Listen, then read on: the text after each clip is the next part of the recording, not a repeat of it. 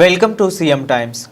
తిరుపతి జిల్లా చంద్రగిరి నియోజకవర్గం పాకాల మండలం స్థానిక వెలుగు కార్యాలయంలో లింగ వివక్షత, ఆరోగ్యం, న్యూట్రిషన్పై శిక్షణ కార్యక్రమం APM Rammohan, deputy MPDO Sasirekha, APO Asharani, ICDS సూపర్వైజర్ల ఆధ్వర్యంలో ఆశాలకు ఏఎన్ఎం, వివో, వీసీ సంఘమిత్రులకు గురువారం నిర్వహించారు. ఇక ఈ సందర్భంగా వారు మాట్లాడుతూ సమాజంలో లింగ అసమానతలను తిప్పికొట్టేందుకు లింగ పక్షపాతం లేని ఆరోగ్య సంరక్షణకు ప్రోత్సహించాలని పాకాల మండలం ఎంపీఎం రామ్మోహన్ చెప్పారు. రాజకీయ, నిర్మాణ, సాంస్కృతిక సంరక్షణ స్థాయిలలో మార్పులను ప్రోత్సహించాల్సిన అవసరం ఉందని ఏపీఓ ఆశారాణి తెలియజేశారు.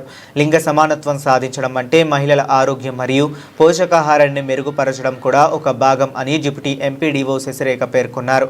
నాణ్యమైన నిద్ర, తగినంత శారీరక శ్రమ, బలవర్ధక ఆహారం, స్వీయ నమ్మకంతో జీవించడం వంటివి మానసిక ఆరోగ్యాన్ని పెంపొందిస్తాయన్నారు. మహిళా విద్య, ఉపాధి అవకాశాలు కల్పించడం ద్వారా నిర్ణయాధికారం పెంచడం, గర్భిణీలు, బాలింతలకు అవసరమైన ఐరన్ మరియు ఇతర పోషకాలపై అవగాహన కల్పించాలని తెలియజేశారు. ఈ కార్యక్రమంలో అంగన్వాడీలు, సంఘమిత్రాలు తదితరులు పాల్గొన్నారు. దీని లింగ వివక్షకి సంబంధం లేకపోవచ్చు డైరెక్ట్గా, కాకపోతే మనం ఏ విధంగా సమస్యను చూస్తున్నాము, ఏ విధంగా పరిష్కరించుకుంటాం అన్నది కూడా ఎక్కడి నుంచి స్టార్ట్ అవుతుంది, మన ఆలోచన తీరు బట్టి వస్తుంది. అవునా? మన ఆలోచన తీరు కరెక్ట్గా ఉండి అన్ని పాజిటివ్గా ఆలోచించుకొని కృంగిపోకుండా ధైర్యంగా ఎదుర్కోవడం అంతా కూడా ఎక్కడి నుంచి వస్తాయి అనుకుంటున్నారు? సహజంగా మీకు ఆ లక్షణాలను ఎక్కడి నుంచి వస్తాయి? పుట్టుకతో వస్తాయి అనుకుంటున్నారా? పరిస్థితులు, మనం పెరిగే వాతావరణం వల్ల వస్తుంది అనమాట. మళ్ళీ బ్యాక్ ఎక్కడికి వస్తున్నాము? కుటుంబ వ్యవస్థకే వస్తున్నాం. అంటే కుటుంబంలో ప్రతి ఒక్కరూ తోడ్పాటు అందించుకుంటా ఉంటే ఆటోమేటిక్గా ప్రతి ఒక్క స్త్రీ కూడా ఆ యొక్క శక్తి అనేది వస్తుంది, ఆ యొక్క ధైర్యం అనేది వస్తుంది. ఎటువంటి పరిస్థితులకు కూడా రాజీ పడకుండా ధైర్యంగా ఎదుర్కొనే మనస్తత్వం కలిగి ఉంటుంది. ఎప్పుడైతే ఒక స్త్రీ ధైర్యంగా అన్ని సమస్యలు ఎదుర్కొంటుందో ఆటోమేటిక్గా ఆ కుటుంబము చాలా బాగా ఉన్నత స్థితికి తోడ్పాటుకి అందించడానికి వీలవుతుంది అన్నమాట. నేను చెప్పిన దాంట్లో మీరు ఏమి చెప్తారు? కరెక్టా? సో దానికి మూలం ఎవరు? మళ్ళీ మనమే.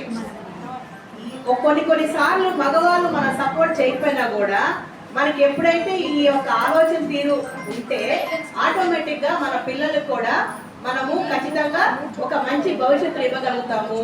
మన దగ్గర ఫుల్ క్లారిటీ ఉంటే మగవాళ్ళకి మనం కన్విన్స్ చేయగలుగుతాం. మీరు ఆలోచించిన తప్పు, ఈ విధంగా చేస్తే ఈ విధంగా వస్తాయి పరిస్థితులు, ఇలా చేసినప్పుడు పిల్లలు బాగుపడతారు, ఆటోమేటిక్గా వాళ్ళు లైఫ్ బాగుంటుందని చెప్పి మనం చెప్పుకోవడానికి వీలవుతుంది.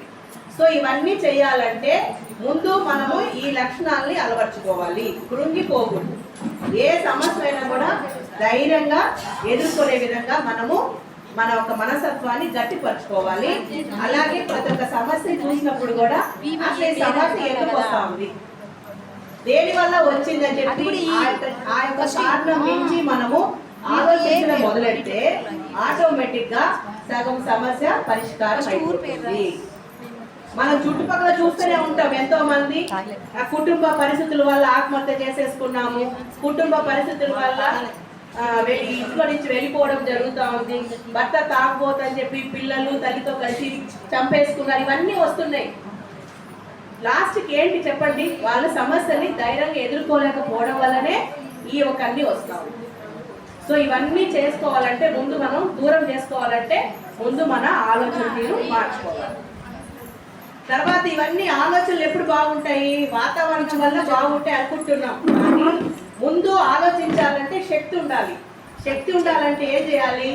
బాగా బలంగా అడ్డమైనవన్నీ తినకుండా మంచి పోషకాహారం తినాలి. చాలా మంది ఏం చేస్తారు, మనకు సహనం ఎట్లా ఎక్కువో అలానే పిల్లలకు నీళ్ళే.